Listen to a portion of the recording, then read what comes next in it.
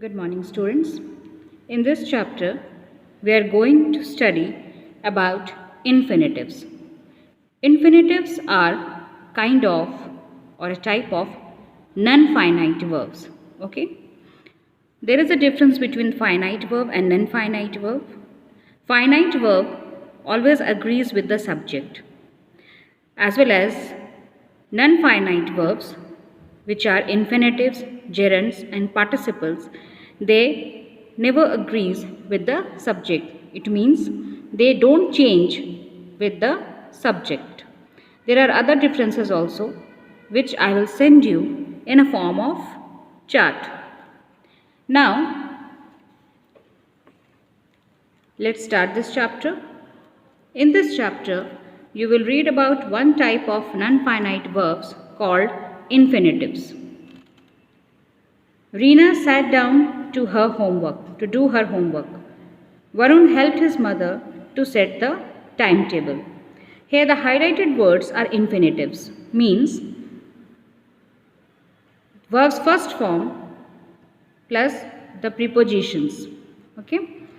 When the prepositions to is used with the verb first form, the combination is known as infinitive. Here it is to do, to set. These are infinitives. So, infinitives are non-finite verbs which do not change to agree with the person or number of the subject. The infinitive is a verb noun which, like a verb, takes an object if the verb is transitive. Now, we'll see this example. Mother permitted me to play basketball. Infinitive with to. Mother did not let me play basketball. Infinitive without to. So, those infinitives which are used with to are called to infinitives, and those without to are called bare infinitives. Now, we will see the functions of infinitives. To play is good for your health. Here, to play, here the infinitive to play is used as a subject of the sentence. Mohit likes to smile. Here, to smile, here the infinitive is used as the object of the sentence. To eat too many sweets is harmful for your teeth. Infinitive as the subject, but it takes the object too many sweets. Okay. Beena seems to sing well. Infinitive as the complement of the verb seems. The guests are about to leave. Infinitive as the object of a preposition. Okay. Infinitive is to live. Here it is used with the as an object of the preposition about. Now, certain points to remember.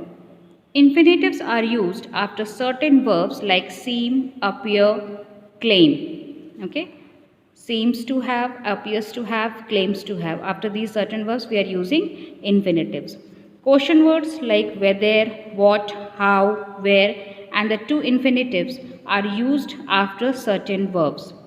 How to pass, where to go, whether to believe, what to do. So, question words, these kind of question words and the infinitives are used after certain verbs.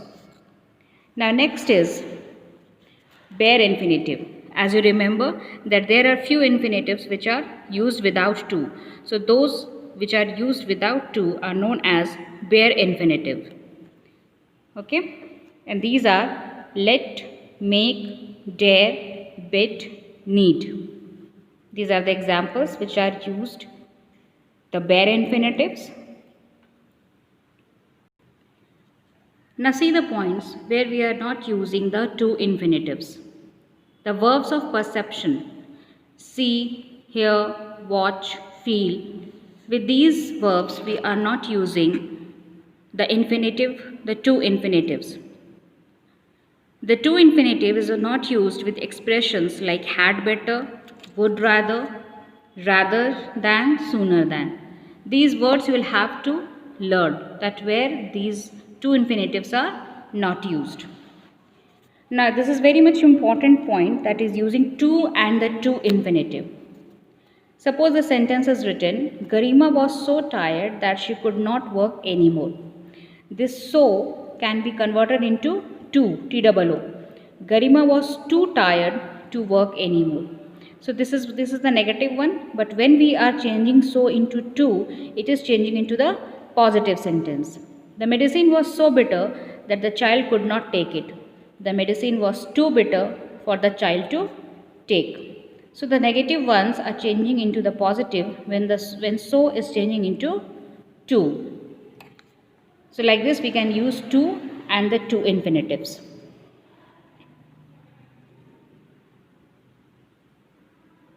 Now see the note.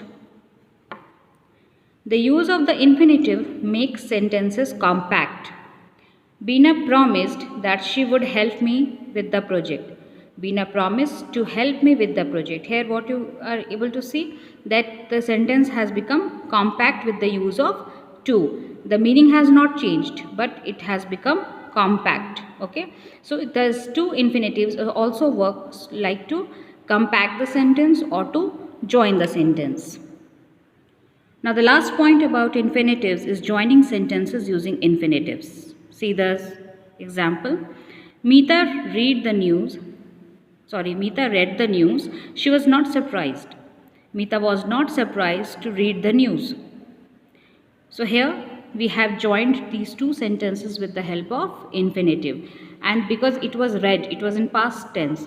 But because we are using the infinitive here, so this will be changed into the base form, verb's first form. Okay, no other verb forms is used with the two infinitives, only the first form of the verb is used. I hope this chapter is clear to you. Try to solve the exercises. This is it for this video lecture. Thank you everyone.